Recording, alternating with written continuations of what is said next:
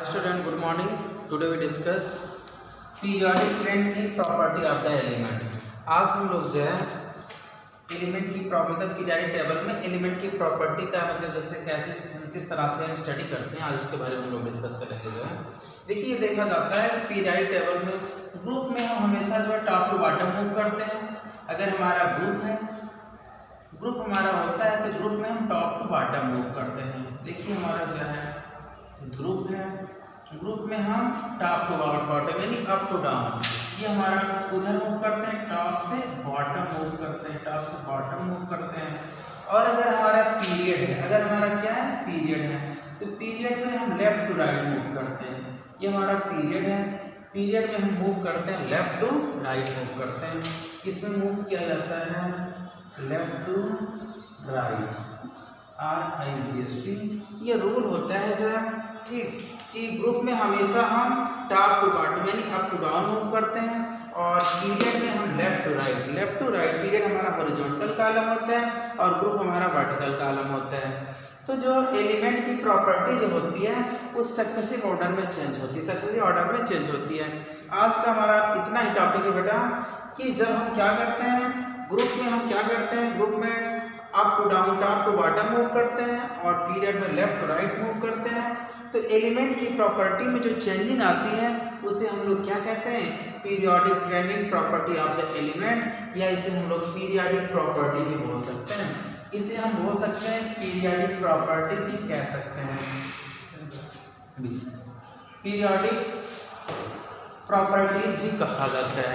ठीक, तो किस तरीके से अगर हम लोग जो है ग्रुप में टॉप टू बॉटम मूव करें, पीरियड में लेफ्ट टू राइट मूव करें, तो उसकी जो प्रॉपर्टी में चेंजिंग आती है उसे हम पीरियोडिक प्रॉपर्टी या periodic trend properties of the element की प्रॉपर्टी में पीरियोडिक ट्रेंड इसे कहते हैं। तो पीरियोडिक प्रॉपर्टी की स्टडी करने के पहले थोड़ा सा हम इसमें कुछ इम्पोर्टेंट टॉपिक है उसके बारे में हम लोग डिस्कस करेंगे। सबसे पहले हम लोग डिस्कस करते हैं कि सबसे पहले हम लोग ये जानते हैं टोटल न्यूक्लियर चार्ज क्या होता है। Nuclear charge, what is nuclear charge?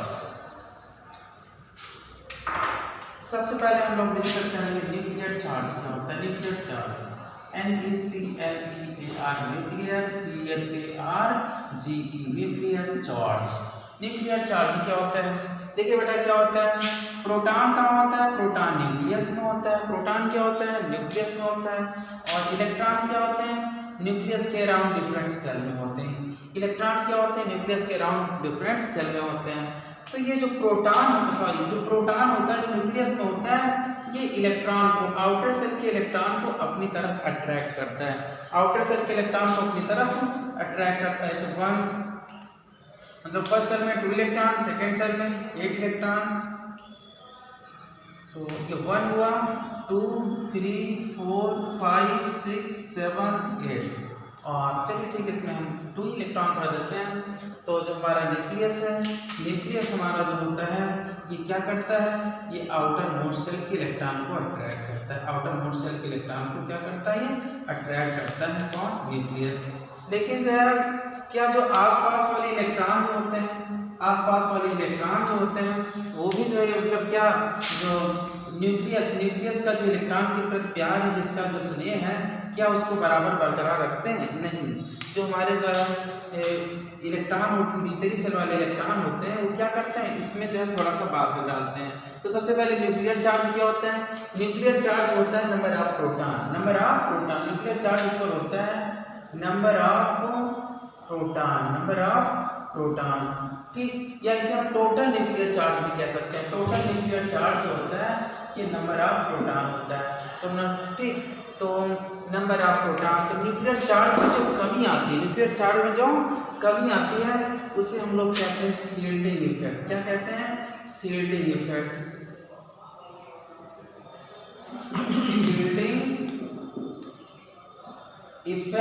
और इसे स्क्रीनिंग इफेक्ट भी कहते हैं। स्क्रीनिंग इफेक्ट क्या होता है, decrease in the nuclear charge, ठीक, between nucleus and outer shell electron, valence shell electron by the inner shell electron. ठीक, भीतरी सेल के इलेक्ट्रॉन द्वारा, भीतरी सेल के इलेक्ट्रॉन द्वारा न्यूक्लियस और आउटर सेल के इलेक्ट्रॉन के अट्रैक्शन को कम किया जाना जो है सील्डिंग या स्क्रीनिंग इफेक्ट होता है। कुछ देख लीजिए, जो है जो न्यूक्लियस होता है, न्यूक्लियस क्या करता है, आउटर मोस्ट सेल को अपनी तरफ अट्रैक्ट करता है। न्यूक्लियस क्या करता है, और आउटर मोस्ट सेल के इलेक्ट्रॉन को अपनी तरफ अट्रैक्ट करता है। लेकिन इस अट्रैक्शन में जो है जो भीतरी सेल के इलेक्ट्रॉन होते हैं, जैसे कि क्या है, जैसे इस ये न्यूक्लियस होता है, ये आपका न्यूक्लियस है, न्यूक्लियस में प्रोटॉन होते हैं, प्रोटॉन क्या करता है, इलेक्ट्रॉन को अट्रैक्ट करता है। ये क्या करेगा, ये न्यूक्लियस है, फिर देख लीजिए आपका न्यूक्लियस है, न्यूक्लियस आउटर सेल के इलेक्ट्रॉन को अट्रैक्ट करेगा, लेकिन ये जो इलेक्ट्रॉन है इसके अट्रैक्शन का अपोज करेंगे, इसके अट्रैक्शन का क्या करेंगे, अपोज करेंगे। अपोज मतलब इसको विरोध करेंगे, इसमें बाधा उत्पन्न करेंगे। तो जो बाधा उत्पन्न करते हैं आउटर सेल के इलेक्ट्रॉन जो होते हैं, ये अट्रैक्शन में जो है कह लीजिए न्यूक्लियस और आउटर सेल के इलेक्ट्रॉन के अट्रैक्शन में जो मतलब जो बाधा क्रिएट करते हैं उसी को सील्डिंग या स्क्रीनिंग इफेक्ट कहते हैं। सील्डिंग या स्क्रीनिंग इफेक्ट, इसको हम लोग डिफाइन कर सकते हैं। It is the decrease in the attraction between nucleus and outer cell electron, decrease in the attraction between nucleus and outer cell electron by inner cell electron is known as sealing or screening effect। नाभिक और बाह्य कोश के संयोजी कोश के electron के बीच attraction को भीतरी कोश के इलेक्ट्रॉनों द्वारा कम किया जाना सील्डिंग इफेक्ट या स्क्रीनिंग इफेक्ट कहलाता है। इसे हम सील्डिंग या स्क्रीनिंग इफेक्ट कहते हैं। तो सील्डिंग या स्क्रीनिंग इफेक्ट जो है इसको हम लोग सिग्मा से रिप्रेजेंट करते हैं। इसे हम लोग क्या कहते हैं, सिग्मा से हम रिप्रेजेंट करते हैं। तो इस तरह से इफेक्टिव टोटल न्यूक्लियर चार्ज जो होता है नंबर ऑफ प्रोटॉन होता है। टोटल न्यूक्लियर चार्ज क्या होता है, नंबर ऑफ प्रोटॉन होता है, यानी जेड होता है। नंबर ऑफ प्रोटॉन यानी जेड होता है। टोटल जिसे हम लोग कह सकते हैं टीएनसी इक्वल जेड होता है। TNC total nuclear charge equal क्या होता है, नंबर ऑफ प्रोटॉन, और नंबर ऑफ प्रोटॉन को हम लोग जेड से रिप्रेजेंट करते हैं। नंबर ऑफ प्रोटॉन को हम लोग क्या लिखते हैं, जेड से रिप्रेजेंट करते हैं। नंबर ऑफ प्रोटॉन को हम लोग एटॉमिक नंबर भी कहते हैं। क्या कहते हैं, एटॉमिक नंबर भी कहते हैं। नंबर ऑफ प्रोटॉन या नंबर ऑफ इलेक्ट्रॉन ये दोनों इक्वल होते हैं, जिसे हम एटॉमिक नंबर कहते हैं। तो यहाँ पे हमें देखना है बेटा, टोटल न्यूक्लियर चार्ज होता है वो हमारा एटॉमिक नंबर या प्रोटॉन नंबर होता है। तो अब क्या होता है, टोटल न्यूक्लियर चार्ज में जो होता है, जो कमी आ रही है टोटल न्यूक्लियर चार्ज में जो है, प्रोटॉन जो हो रहा है, प्रोटॉन आउटर सेल के इलेक्ट्रॉन को अट्रैक्ट कर रहा है, लेकिन जो है ये जो भीतरी सेल वाले इलेक्ट्रॉन है इसका अपोज कर रहे हैं। तो जो अपोज करते हैं उसी को सील्डिंग या स्क्रीनिंग इफेक्ट कहते हैं। ठीक, तो इस तरह से हम लोग निकालते हैं effective nuclear charge. Effective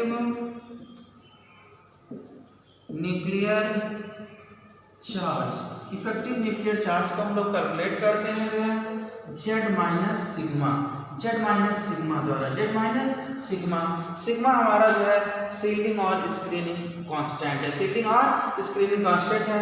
sigma को जो है स्लाटर रूल के अकॉर्डिंग जो है हम लोग जो है डिस्कस करते हैं। सिग्मा की वैल्यू जो है value of sigma calculated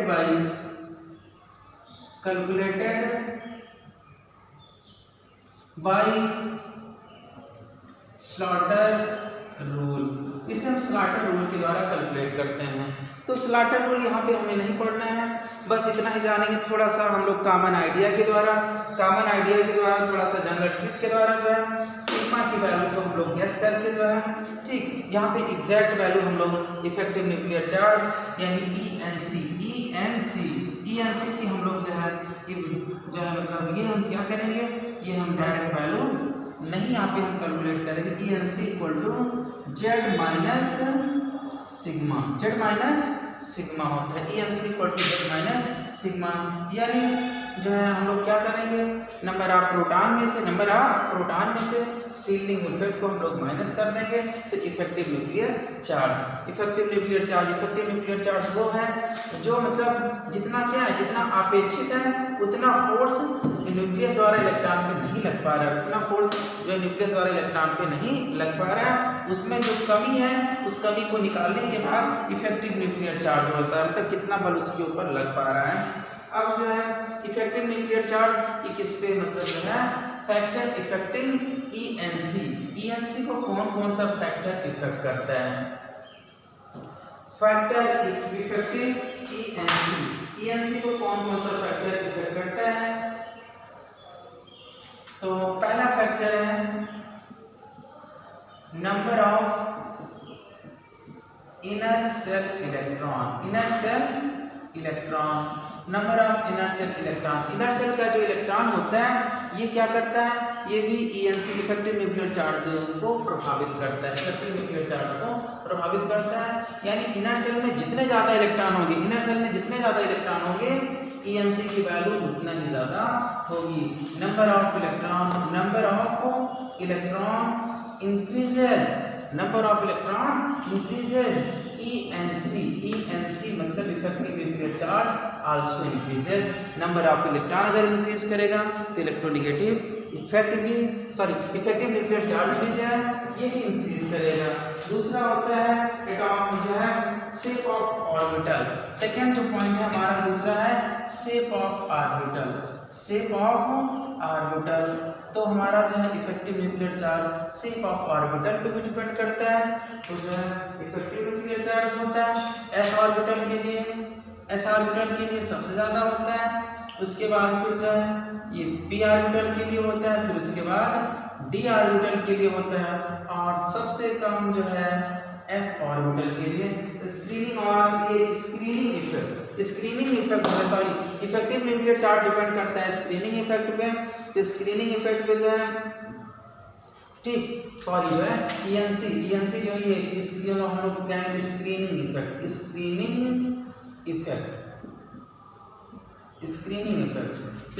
effect जो है ये डिपेंड करता है नंबर ऑफ इलेक्ट्रॉन पे, और जो स्क्रीनिंग इफेक्ट जो है वो मतलब प्रभावित करता है किसको, नंबर ऑफ। तो डिस्टर्ब हो गया जो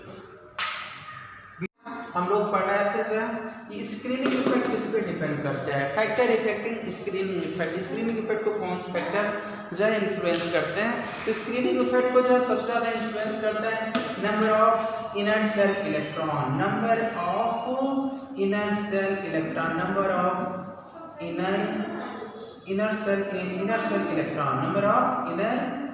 इलेक्ट्रॉन। तो ना इनर सेल में जितने ज़्यादा इलेक्ट्रॉन होंगे स्क्रीनिंग इफेक्ट उतना ही ज़्यादा होगा, क्योंकि जो है इलेक्ट्रॉन पे कैसा चार्ज होता है, इलेक्ट्रॉन पे नेगेटिव चार्ज होता है, इलेक्ट्रॉन पे क्या होता है, नेगेटिव चार्ज होता है। तो इलेक्ट्रॉन और इलेक्ट्रॉन एक दूसरे को रिपेल करते हैं। तो आउटर सेल में मतलब जो है आउटर सेल के इलेक्ट्रॉन को पे स्क्रीनिंग इफेक्ट उतना ही ज़्यादा होगा जितना ही इनर सेल में, यानी भीतरी सेल में जितने ज़्यादा इलेक्ट्रॉन होंगे जो है वो भीतरी मतलब जो बाहरी कोश के इलेक्ट्रॉन के स्क्रीनिंग इफेक्ट उतना ही ज़्यादा होगा। इस वजह से जो स्क्रीनिंग इफेक्ट ज़्यादा हो जाएगा तो ENC इफेक्टिव न्यूक्लियर चार्ज हमारा ये डिक्रीज हो जाएगा, ENC क्या हो जाएगा, डिक्रीज हो जाएगा। दूसरा पॉइंट डिपेंड करता है शेप ऑफ ऑर्बिटल। तो ऑर्बिटल का शेप जो है स्क्रीनिंग इफेक्ट सबसे ज़्यादा जो है s ऑर्बिटल पे काम करता है, उसके बाद p पे, उसके बाद d पे, और सबसे कम f ऑर्बिटल पे काम करता है स्क्रीनिंग इफेक्ट। तो ये क्या है, ये डिक्रीजिंग ऑर्डर है। क्या ये है, डिक्रीजिंग ऑर्डर है। ये मतलब स्क्रीनिंग इफेक्ट का डिक्रीज आ जाएगा। सबसे ज़्यादा जो है स्क्रीनिंग इफेक्ट s पे लगता है, उसके बाद p पे, फिर उसके बाद सबसे कम d पे, और सबसे कम जो है f ऑर्बिटल पे लगता है। तो ये हुआ हमारा जो है स्क्रीनिंग और शील्डिंग इफेक्ट। एक बार हम लोग फिर से देख लेते हैं। एक बार से देखिए, आप लोग जनरली जानते हैं ये हमारा न्यूक्लियस होता है, न्यूक्लियस में प्रोटॉन होता है, इसलिए न्यूक्लियस पे पॉजिटिव चार्ज होता है। न्यूक्लियस के अराउंड क्या होते हैं, न्यूक्लियस के अराउंड इलेक्ट्रॉन होते हैं डिफरेंट सेल में, न्यूक्लियस के अराउंड डिफरेंट सेल में इलेक्ट्रॉन होते हैं जो है। तो ये हमारे जो है, चलिए ठीक है, ये हमारी इलेक्ट्रॉन है,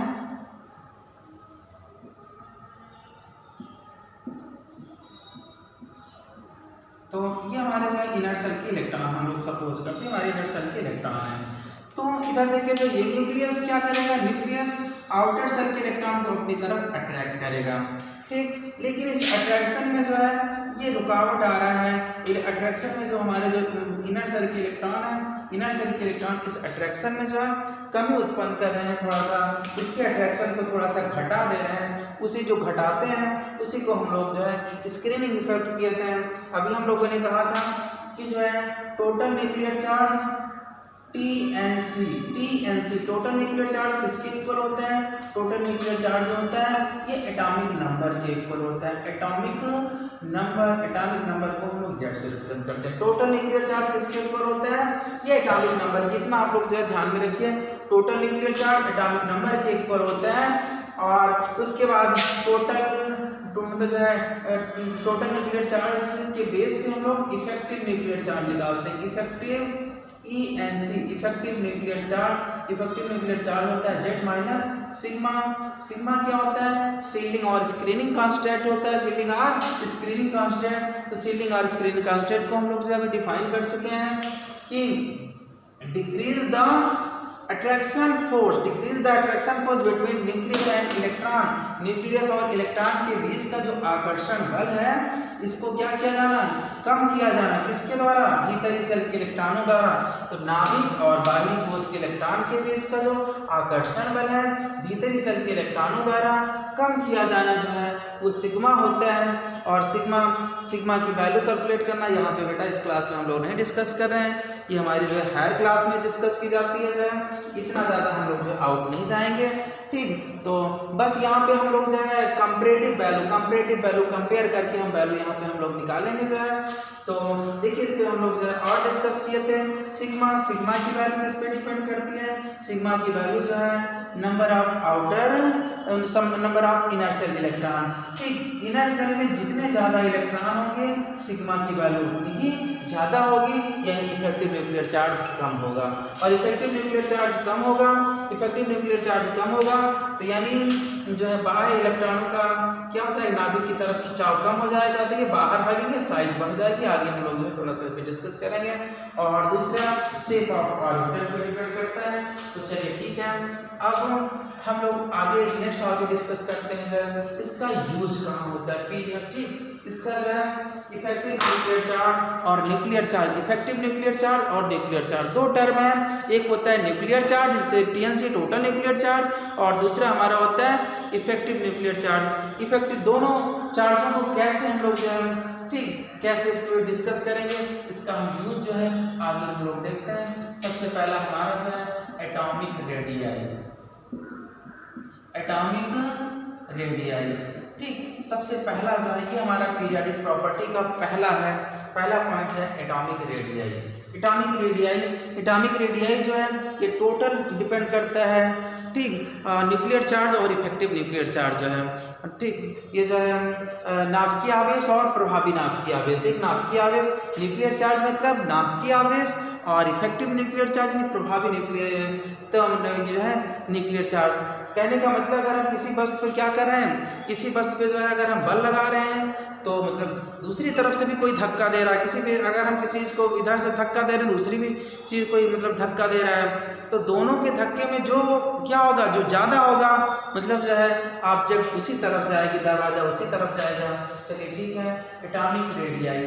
तो एटॉमिक रेडियाई जो होती है ये क्या होती है, distance between nucleus to outer most shell, distance between nucleus to outer most shell जो होती है। देखो जैसे ये हमारा क्या होता है, ये हमारा न्यूक्लियस, ये हमारा क्या है, न्यूक्लियस है, इसके अराउंड में डिफरेंट सेलें हैं, इसके अराउंड क्या है, डिफरेंट सेलें हैं। तो जो एटॉमिक रेडियाई होती है, एटॉमिक रेडियाई क्या होती है, distance from nucleus to outer most shell, nucleus से बाहरी कोश की दूरी को, न्यूक्लियस से बाहर कोश की बीच की दूरी को हम लोग जो है एटॉमिक रेडियाई कहते हैं। क्या कहते हैं, एटॉमिक रेडियाई बोलते हैं, ठीक। इससे हम लोग ये हमारी एटॉमिक रेडियाई, ये हमारा न्यूक्लियस है और ये हमारा आउटर मोस्ट सेल है।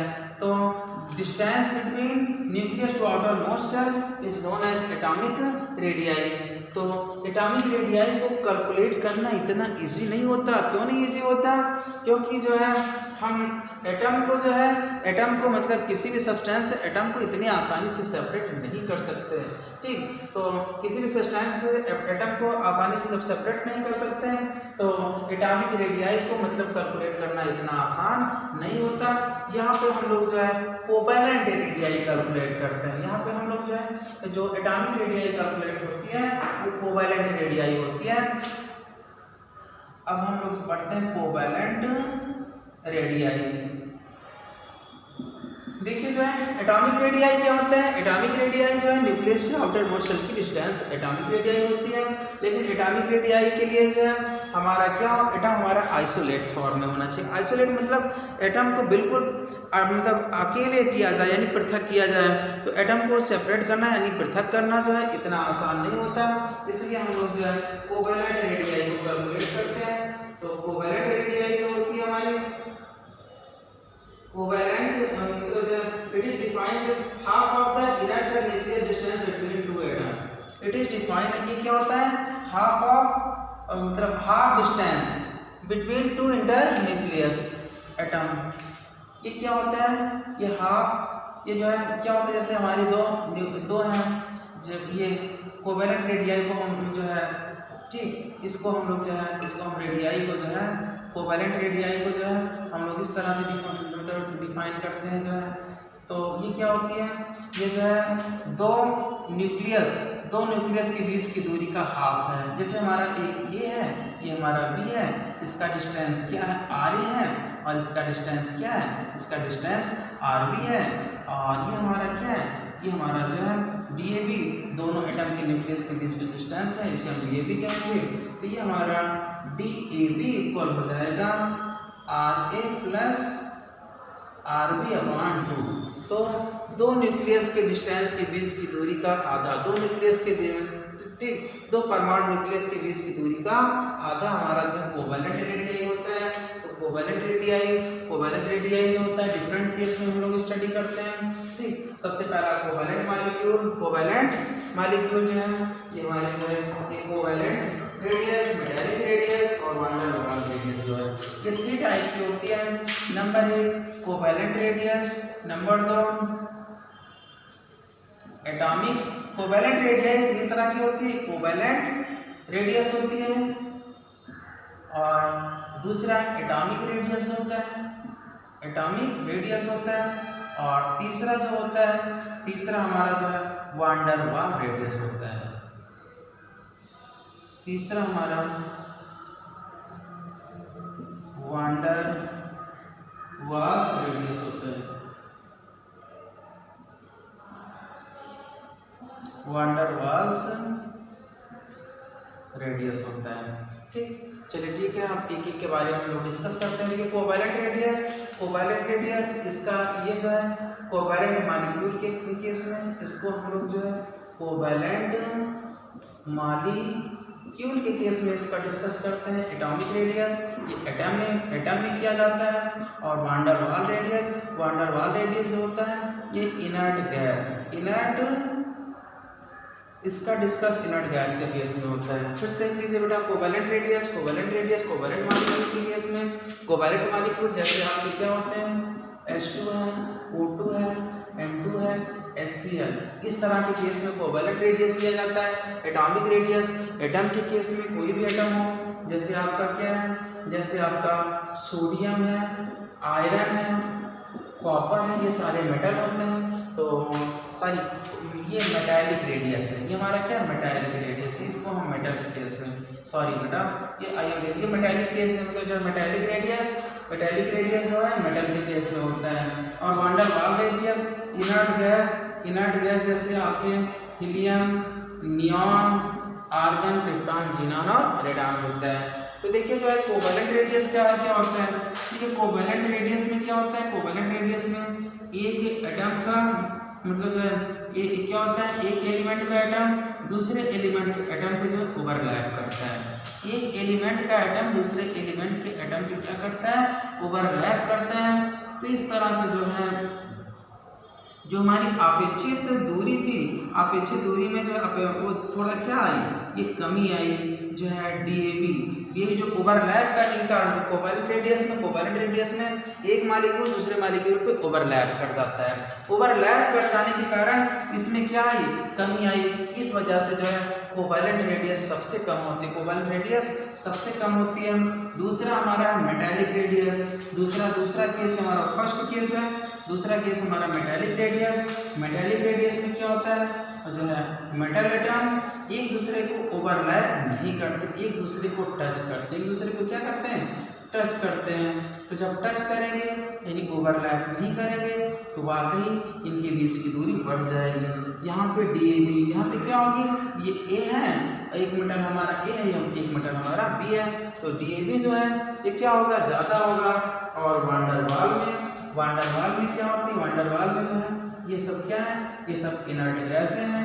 ये क्या होती हैं, एक निश्चित दूरी पर, ठीक, इनको अगर हम कितना चाहे जितना भी पास लाना चाहें तो ये पास आ ही नहीं सकते। एक फिक्स डिस्टेंस के बाद एक फिक्स डिस्टेंस पे ये दोनों क्या होते हैं, रुक जाते हैं।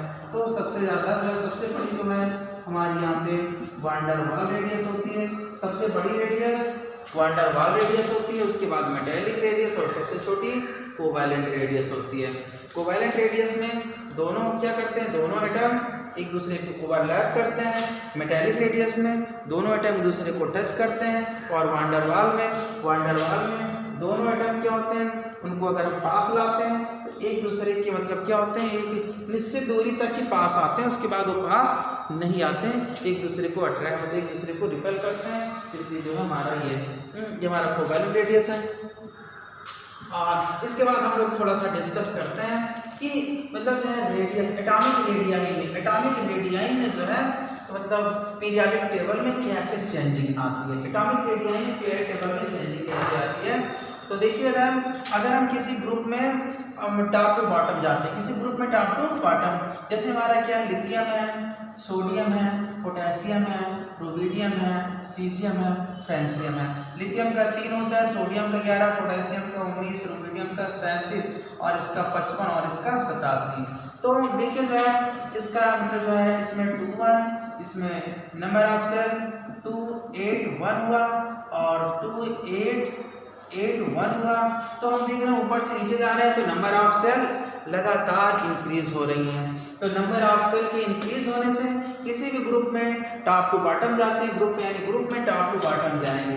किधर जाएंगे, ग्रुप में GRO के ग्रुप में किधर जाएंगे, टॉप टू बॉटम जाएंगे, ग्रुप में टॉप टू बॉटम जाएंगे, टॉप टू बॉटम जाएंगे जो है तो एटॉमिक रेडियाई इंक्रीज कर जाएगी, एटॉमिक रेडियाई जो है इंक्रीज होगी। ग्रुप में टॉप टू बॉटम जाने पे नंबर ऑफ सेल इंक्रीज होती है तो हमारी एटॉमिक रेडियाई भी इंक्रीज होती है। और वहीं पे हम बात करते हैं पीरियड में, बात करते हैं हमारा पीरियड जो है बहुत ज़्यादा इंपॉर्टेंट, इस पे आप लोग पीरियड में हम किधर मूव करते हैं, पीरियड में हमेशा हम लेफ्ट टू राइट मूव करते हैं, पीरियड में हम मूव करते हैं लेफ्ट टू राइट मूव करते हैं। तो left to RIZ, left to right जाने पर क्या होती है, लेफ्ट टू राइट जाने पर जैसे हम सेकेंड पीरियड के एलिमेंट लेते हैं, ये देखिए बेरिलियम है, बोरान है, कार्बन है, नाइट्रोजन है, ऑक्सीजन है, फ्लोरीन है और नियान यानी जीरो ग्रुप नहीं लेते, जीरो ग्रुप यानी नियान को नहीं लिया जाता, इसमें इंक्लूड नहीं किया जाता। तो लिथियम भी ले लेते हैं, लिथियम जैसे 3 है, इसका 4 है, इसका 5 है, इसका 6 है, इसका 7, इसका 8 है, इसका 9 है। इसमें जो है इसमें क्या होगी 3, इसमें इसका डिस्ट्रीब्यूशन 2-1 होगा, इसका 2-2 होगा, इसका 2-3 होगा, इसका 2-4 होगा, इसका 2-5 होगा और इसका 2-6 और इसका 2-7, इसका क्या हो रहा है 2-7 हो रहा है। तो हम लोग देख रहे हैं जो है तो यहाँ पे क्या हो रहा है, यहाँ पे जो है एटॉमिक नंबर बढ़ने से नंबर ऑफ प्रोटॉन बढ़ रहे हैं, यहाँ पे जो है एटॉमिक नंबर बढ़ने से नंबर ऑफ प्रोटॉन बढ़ रहा है और नंबर ऑफ प्रोटॉन बढ़ने का मतलब न्यूक्लियर चार्ज बढ़ रहा है, न्यूक्लियर चार्ज बढ़ रहा है, ठीक। लेकिन जो है इलेक्ट्रॉन जो है आउटर सेल में बढ़ रहा है, इसलिए जो है इफेक्टिव न्यूक्लियर चार्ज में जो है कमी आ रही है और इफेक्टिव न्यूक्लियर चार्ज में कमी जो है इफेक्टिव न्यूक्लियर चार्ज भी बढ़ रहा है, यहाँ पे हमारा न्यूक्लियर चार्ज भी बढ़ रहा है और इफेक्टिव न्यूक्लियर चार्ज कमी किस में आ रही है, कमी आ रही है स्क्रीनिंग इफेक्ट में, क्योंकि जो है इलेक्ट्रॉन जो है इनर सेल में नहीं इंक्रीज कर रहे हैं, इलेक्ट्रॉन हमेशा आउटर सेल में इंक्रीज कर रहे हैं। तो किसी भी पीरियड में अगर हम लेफ्ट टू राइट जाते हैं, लेफ्ट टू राइट जाएंगे तो आउटर सेल में जैसे जैसे इलेक्ट्रॉन इंक्रीज करेगा इनकी जो है रेडियाई भी जो है इंक्रीज करेगी, एटॉमिक रेडियाई डिक्रीज करेगी। अगर हम पीरियड में लेफ्ट टू राइट जाते हैं तो एटॉमिक रेडियाई जो है हमारी एटॉमिक रेडियाई ये क्या करती है, डिक्रीज करती है। तो इतना ध्यान रखना है बेटा, अगर हम ग्रुप में टॉप टू बॉटम जाते हैं, ग्रुप में किधर जाते हैं, टॉप टू बॉटम जाते हैं तो एटॉमिक रेडियाई इंक्रीज करती है। पीरियड में अगर हम लेफ्ट टू राइट मूव करते हैं तो एटॉमिक रेडियाई जो होती है ये डिक्रीज करती है। क्यों डिक्रीज करती है?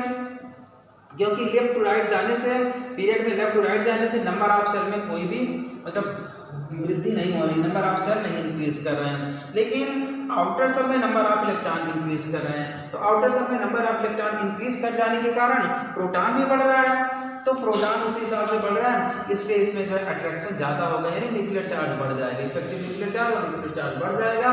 तो ये क्या करेंगे, ये जो है मतलब जो नाभिक क्या करेगा, न्यूक्लियस आउटर सेल मतलब जो आउटर सेल को अपनी तरफ खींचना शुरू कर देगा, तो ये कॉन्ट्रैक्शन शुरू हो जाता है। क्या शुरू हो जाता है? कॉन्ट्रैक्शन। तो ये लगातार सिकुड़ते जा रहे हैं, आउटर सेल में जितने इलेक्ट्रॉन बढ़ रहे हैं इनकी साइज उतनी छोटी होती जा रही है।